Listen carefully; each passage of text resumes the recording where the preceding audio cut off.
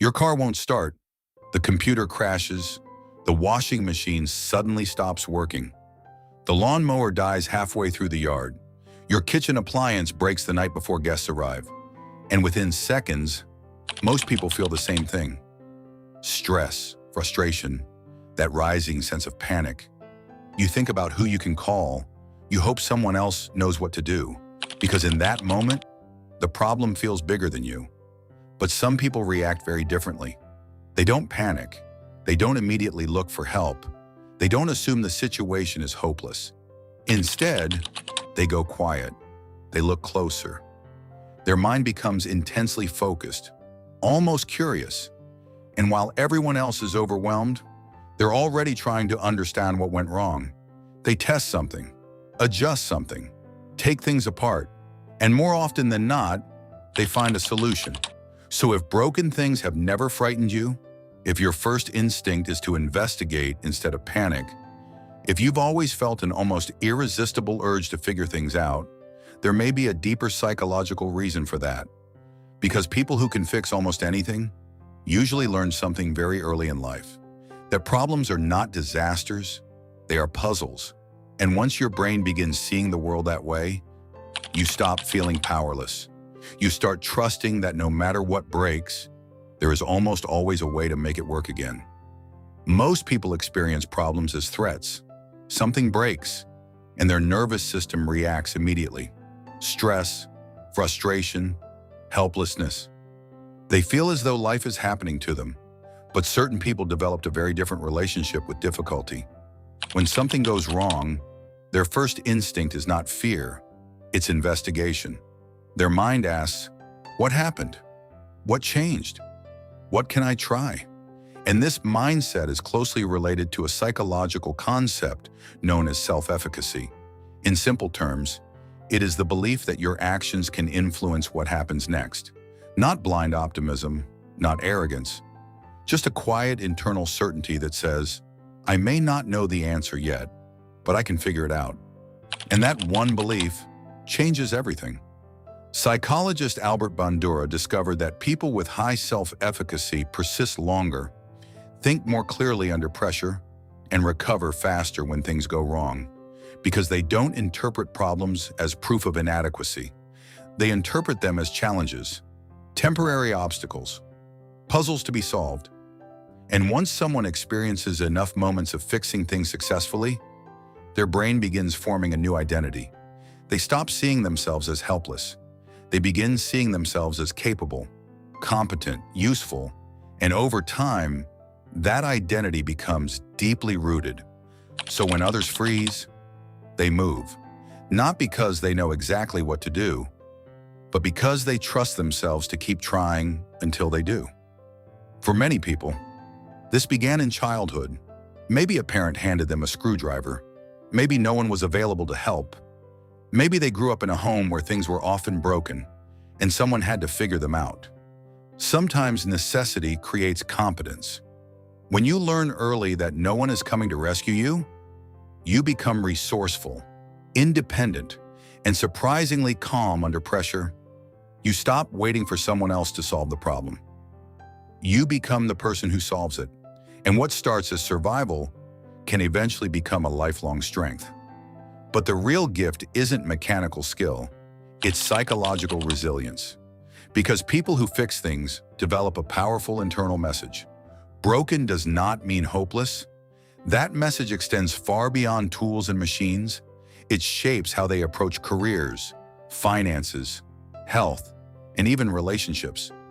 When something starts falling apart, they don't immediately assume it's over. They assume there is something to understand, something to adjust, something to repair. And this creates an extraordinary sense of agency, a feeling that life is not simply happening to them, it is something they can influence. Another important trait is tolerance for uncertainty. Most people become highly anxious when they don't know the answer. They want certainty immediately. They want reassurance. They want someone else to take over. But people who can fix almost anything are comfortable sitting in the unknown. They don't need instant clarity. They can remain calm while testing possibilities. They understand that confusion is part of the process. that not knowing is temporary, and this ability to stay steady while the answer is still hidden is one of the most valuable psychological skills a person can have. Interestingly, not all fixers are driven by pure curiosity. Some learn to fix everything because it became their role. The responsible one, the dependable one, the one who kept the household functioning, the one others relied on. And over time, being useful became deeply tied to their sense of worth. They learned that solving problems earned approval, safety, control, and sometimes love. So they became exceptionally competent, but also quietly burdened. Because if your identity depends on fixing everything, it can become difficult to rest, difficult to let others struggle, difficult to accept that not every problem is yours to solve. This is where a strength can turn into a hidden coping mechanism. Some people fix things because they are genuinely fascinated by how the world works. Others fix things because helplessness feels intolerable. They need things to be resolved because unresolved problems create internal anxiety. If something remains broken, it feels as though something inside them is also unresolved. And while this can make them incredibly capable, it can also make them chronically responsible, always scanning for what needs attention, always caring more than they should. But there is another kind of fixer, the curious one, the person who simply loves understanding how things work. To them, the transition from broken to working is deeply satisfying.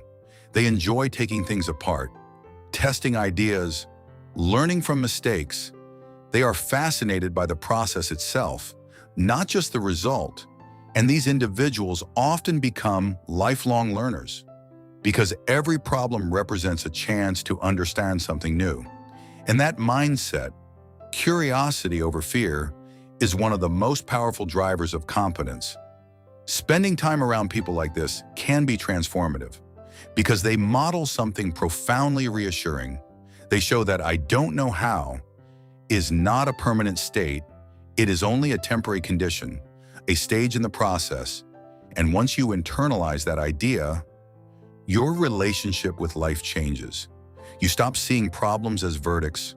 You start seeing them as invitations to think more clearly, to become more capable, to trust yourself more deeply. And this applies far beyond practical skills. Some people are emotional fixers. They instinctively understand tension, patterns, human behavior. They know how to calm others, how to find solutions, how to restore order. And while that can be a remarkable gift, it can also become exhausting. Because if you are always the one holding everything together, you may begin to feel responsible for everyone, even when they are not responsible for you. That is why many highly competent people eventually need to learn an important lesson. Just because you can fix something does not mean you have to. Not every broken relationship is yours to repair. Not every crisis requires your intervention. Not every problem deserves your energy. Sometimes the healthiest thing you can do is step back and allow others to solve their own problems. Because true strength is not only the ability to fix, it is the wisdom to know what belongs to you and what does not. If you are one of these people, you probably know the quiet satisfaction of solving something difficult. The moment when confusion turns into understanding, when disorder becomes clarity, when something that seemed impossible finally works. And beneath that satisfaction is a deeper psychological truth. You trust that effort matters. You believe that problems can be understood, and you have learned through repeated experience that your actions can change outcomes. That belief is one of the most empowering things a human being can develop. But if you don't naturally feel this way, that does not mean you are incapable. It usually means your brain has had fewer experiences of successful problem solving.